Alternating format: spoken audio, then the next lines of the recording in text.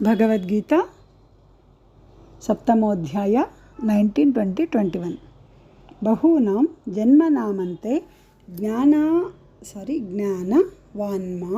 प्रपद्यते वासुदेवः सर्वमिति स महात्मा अनबಡಿ ಸ ಮಹಾತ್ಮ ಸಾತ್ ಕುಳ್ಳೆ ಇಮಿಡಿಯೇಟ್ ಆಗಿ ತಗೊಂಡ್ರೆ ಆವಾಗ ನಿಮಗೆ ಸಮಹಾತ್ಮ ಅಂತ ಬರುತ್ತೆ.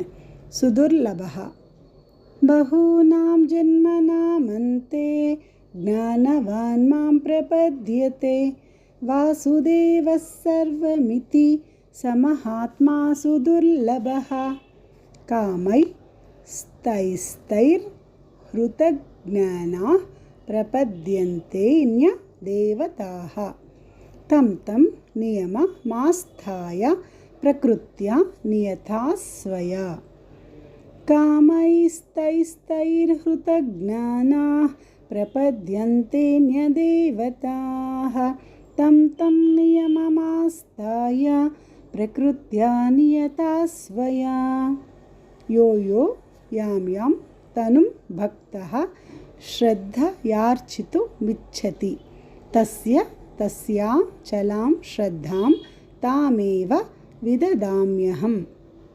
ಯೋ ಯೋ ಯಾಂ ಯಾಂ ತನುಂ ಭಕ್ತಃ ಶ್ರದ್ಧಯಾರ್ಚಿತುಮಿಚ್ಛತಿ ತಸ್ಯ ತಸ್ಯಾಚಲಾಂ ಶ್ರದ್ಧಾಂ ತಾಮೇವ ವಿದದಾಮ್ಯಹಂ. ಬಹೂನಾಂ ಜನ್ಮನಾಮಂತೆ ಜ್ಞಾನವಾನ್ ಮಾಂ ಪ್ರಪದ್ಯತೆ ವಾಸುದೇವಃ ಸರ್ವಮಿತಿ ಸ ಮಹಾತ್ಮಾ ಸುದುರ್ಲಭಃ. ಕಾಮೈಸ್ತೈಸ್ತೈರ್ಹೃತಜ್ಞಾನಾಃ ಪ್ರಪದ್ಯಂತೆನ್ಯದೇವತಾಃ ತಂ ತಂ ನಿಯಮಮಾಸ್ಥಾಯ ಪ್ರಕೃತ್ಯಾ ನಿಯತಾ ಸ್ವಯಾ. ಯೋ ಯೋ ಯಾಂ ಯಾಂ ತನುಂ ಭಕ್ತಃ ಶ್ರದ್ಧಯಾರ್ಚಿತುಮಿಚ್ಛತಿ ತಸ್ಯ ತಸ್ಯಾಚಲಾಂ ಶ್ರದ್ಧಾಂ ತಾಮೇವ ವಿದದಾಮ್ಯಹಂ. ಭಗವದ್ಗೀತಾ ಸಪ್ತಮೋಧ್ಯಾಯ 22-23-24 ಸತಯಾ ಶ್ರದ್ಧಯಾ ಯುಕ್ತಃ ತಸ್ಯಾರಾಧನಮೀಹತೆ ಲಭತೆ ಚ ತತಃ ಕಾಮಾನ್ ಮಯ್ಯೈವ ವಿಹಿತಾನ್ ಹಿತಾನ್. ಸತಯಾ ಶ್ರದ್ಧಯಾ ಯುಕ್ತಃ ತಸ್ಯಾರಾಧನಮೀಹತೆ ಲಭತೆ ಚ ತತಃ ಕಾಮಾನ್ ಮಯ್ಯೈವ ವಿಹಿತಾನ್ ಹಿತಾನ್.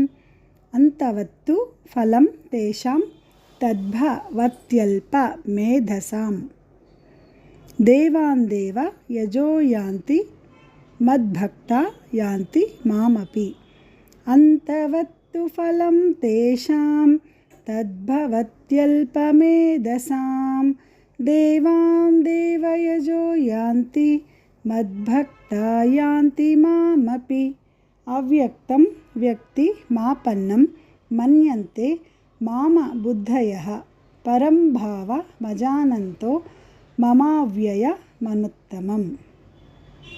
ಅವ್ಯಕ್ತಂ ವ್ಯಕ್ತಿ ಮಾಪನ್ನಂ ಮನ್ಯಂತೆ ಮಾಮ ಬುದ್ಧಯಃ ಪರಂ ಭಾವ ಮಜಾನಂತೋ ಮಮಾವ್ಯಯ ಮನುತ್ತಮಂ. ಸತಯಾ ಶ್ರದ್ಧಯಾ ಯುಕ್ತಃ ತಸ್ಯಾರಾಧನಮೀಹತೆ ಲಭತೆ ಚ ತತಃ ಕಾಮಾನ್ ಮಯ್ಯೈವ ವಿಹಿತಾನ್ ಹಿತಾನ್. ಅಂತವತ್ತು ಫಲಂ ತೇಷಾಂ ತದ್ಭವತ್ಯಲ್ಪಮೇಧಸಾಂ ದೇವಾನ್ ದೇವ ಯಜೋ ಯಾಂತಿ ಮದ್ಭಕ್ತಾ ಯಾಂತಿ ಮಾಮಪಿ.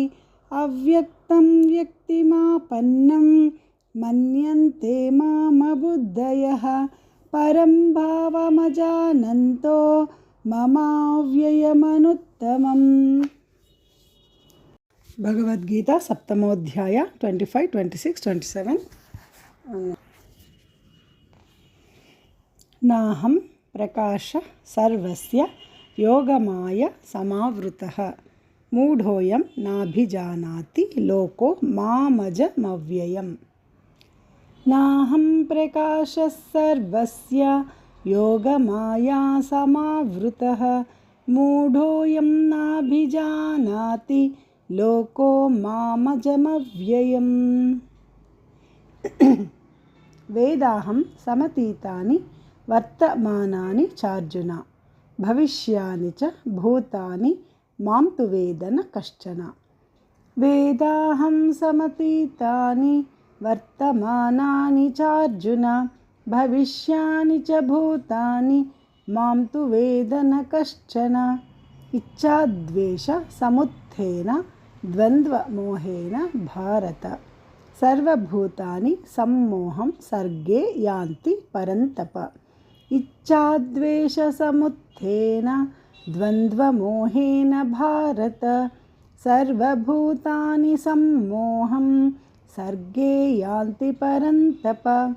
नाहं प्रकाशः सर्वस्य योगमाया समावृतः मूढोऽयं नाभिजानाति लोको मामजमव्ययम्। वेदाहं समतीतानि वर्तमानानि चार्जुन भविष्यानि च भूतानि मां तु वेद न कश्चन। इच्छाद्वेषसमुत्थेन द्वन्द्वमोहेन भारत सर्वभूतानि सम्मोहं सर्गे यान्ति परन्तप।